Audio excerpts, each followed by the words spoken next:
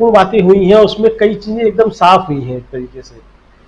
एक तो राहुल गांधी ने एक तरीके से ये बता दिया है कि अगर कांग्रेस की सरकार बनती है 2024 में भारत में,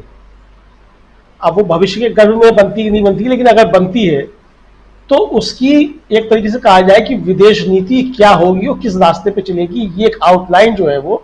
राहुल गांधी ने खींच दी है एक तरीके से। और ये भी स्पष्ट कर दिया है कि चीन को लेकर के क्या नीति रहेगी और अमेरिका को लेकर के क्या नीति रहेगी। दूसरा कि पहले दुनिया के लिए खतरा ये था, जिस तरीके से अमेरिकी साम्राज्यवाद हुआ करता था, आज उसी तरीके से बड़ा खतरा एक चीनी साम्राज्यवाद है। अंतर दोनों में क्या है कि अमेरिकी साम्राज्यवाद जो था वो अपने हित साधन के लिए कहा जाए तो हत्याएं कराता था, सरकारों में तोड़फोड़ कराता था और हथियार बेचता था। मतलब उसकी पूरी इकोनॉमी जो थी कहा जाए वो हथियारों के बेचने पे थी और प्राकृतिक संसाधनों के शोषण पे थी। चाइना की जो पॉलिसी है वो उसके एकदम उलट है, और वो चाइना की वो पॉलिसी जो है लोगों को समझ में नहीं आती है, लेकिन वो लंबे समय में जाकर के वो ज्यादा नुकसान करने वाली है। शुरू में लगता है कि ये बहुत फायदा पहुंचाने वाली है। आप देखिए कि जो पश्चिमी अफ्रीका के तमाम देश हैं, आज वहां चीन इतनी जबरदस्त तरीके से घुस चुका है और उनकी इकोनॉमी में उसका इतना ज्यादा निवेश है कि आज अमेरिका चाह करके भी उसको चीन को वहां से बाहर नहीं कर सकता, क्योंकि जो अमेरिका ने वहां पहले कुकर्म किए हैं उनके बरस चीन की वहां एक तरीके से कहा जाए कि प्रासंगिकता बढ़ गई है और चीन की एक्सेप्टेंस जो है वो उन अफ्रीकी देशों में बढ़ गई है। वो वहां के विकास में जो है वो योगदान एक तरीके से दे रहा है और इंफ्रास्ट्रक्चर बढ़ा रहा है। तो अब आप ये कह सकते हैं कि वो कर्ज के जाल में डूब रहा है एक तरीके से, हो भी सकता है, ये भी सही है कर्ज के जाल में डूब रहा हो, लेकिन फिलहाल उनकी इकोनॉमी जो उठ रही है रोजगार के साधन वहां उपलब्ध जो है एक तरीके से हो रहे हैं। तो ये दोनों में बेसिक अंतर जो है वो एक तरीके से है। अब इसके बीच में जो है राहुल गांधी ने जो बात कही है वो महत्वपूर्ण बात यह है कि अमेरिका अगर चीन से लड़ना चाहता है,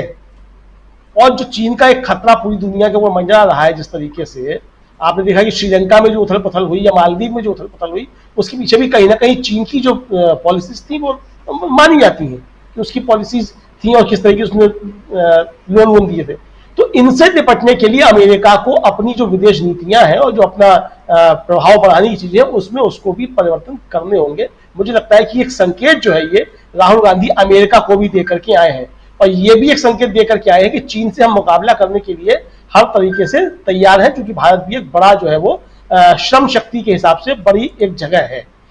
तो ये चीज जो है वो जो राहुल गांधी ने स्पष्ट तरीके से वहां एक संदेश दिया है। भारतीयों के साथ जो संवाद हुआ है वो तो है ही वहां, और भारतीयों के अंदर भी एक नई चीज जो है वो आई है कि भाई ये नेता जो हमसे आकर के जिस तरीके से संपर्क कर रहा है, जिस तरीके से हमसे संवाद कर रहा है, ऐसा लोगों ने बहुत सालों के बाद महसूस किया होगा। नई पीढ़ी ने तो ये बिल्कुल महसूस किया ही नहीं होगा।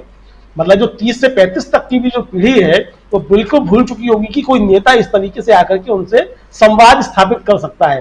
तो ये राहुल गांधी जो कनेक्ट कर रहे हैं, ये बड़ी चीज जो है वो हो रही है। मुझे लगता है कि ये काफी कुछ ज्यादा जो है वो प्रभावित करेगी। अभी तक जो युवा वर्ग था वो मोदी के दिखाए हुए शब्द भाग में फंसा हुआ था कि विश्व गुरु बनना है और भारत कैसा बनना है और सिलिकॉन वैली पे हमारा कब्जा है, ये सारी बातें थी। लेकिन अब जब राहुल गांधी का संवाद हो रहा है राजीव जी, तो उसी सिलिकॉन वैली में संवाद हो रहा है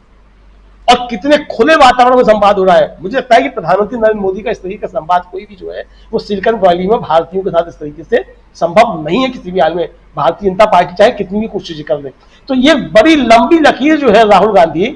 यूएसए में वो खींच करके आ रहे हैं, भारतीय राजनीति के हिसाब से भी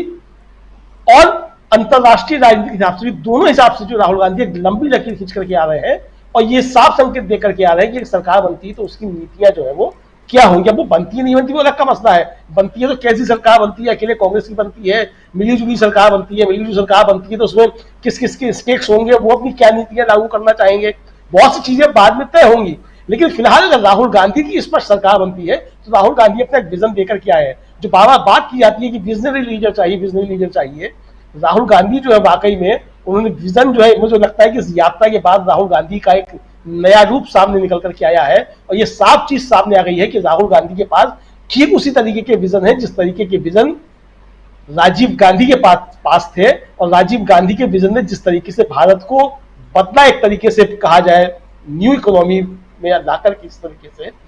उसी तरीके के विजन जो है वो कुछ ना कुछ राहुल गांधी के पास भी हो, राहुल गांधी उससे कुछ कदम आगे जाकर के भारत के लिए कुछ कर सकते हैं। वो प्रधानमंत्री बनते हैं या नहीं बनते हैं वो एक अलग का मसला है, कब बनते हैं वो अलग का मसला है, लेकिन विजन का जहां तक सवाल है वो राहुल गांधी के पास विजन है, ये राहुल गांधी ने साबित किया है। जी, एक विजन तो है, लेकिन वहाँ के लोग क्या कुछ